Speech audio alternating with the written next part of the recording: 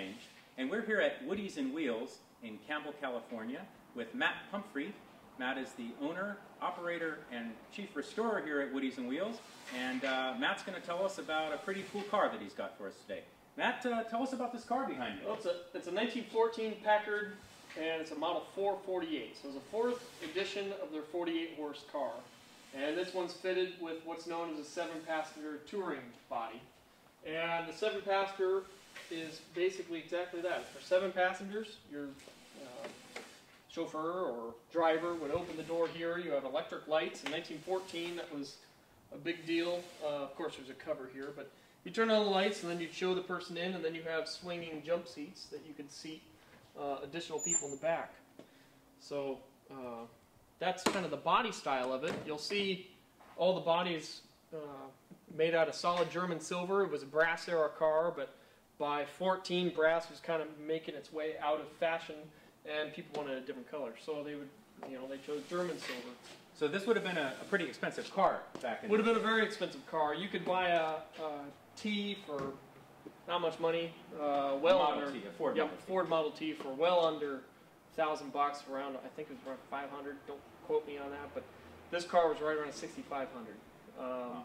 So yeah, it's a very high-end car, and the reason for that is everything. Imagine the Bugatti Veyron of today. I mean, everything was cutting edge. It was huge. It certainly is big. It is a monster, and it's a giant 6-cylinder L head, which is side valve. Some of them were T heads, which had lower compression and stuff, but this was the L head, and it was known as the Packard. Packard is quoted as saying that driving this car is like stepping on the tail of a tiger, because it was so powerful, so big, and just so great. And he also quoted, "You are the king of the road." You'll see the steering wheel, sits at about eye height. The car sits at, the top of the car is out of my reach. Well, you know what I'm struck by, Matt, is how many parts there are and how truly handmade this car was. And when you think about the cost of labor in 1914, and not only the materials that are on it and the performance and the innovation that Packard had, but it's just truly, there must be tens of thousands of parts, and the idea of a car like this being made by hand, it really is an impressive thing. Well, here are all the racks just for taking the engine out and rebuilding the engine. I mean, you got racks and racks and racks of parts, and then every single part has to be remade, from brass pieces to solid silver to whatever it may be. Yeah, tons of parts.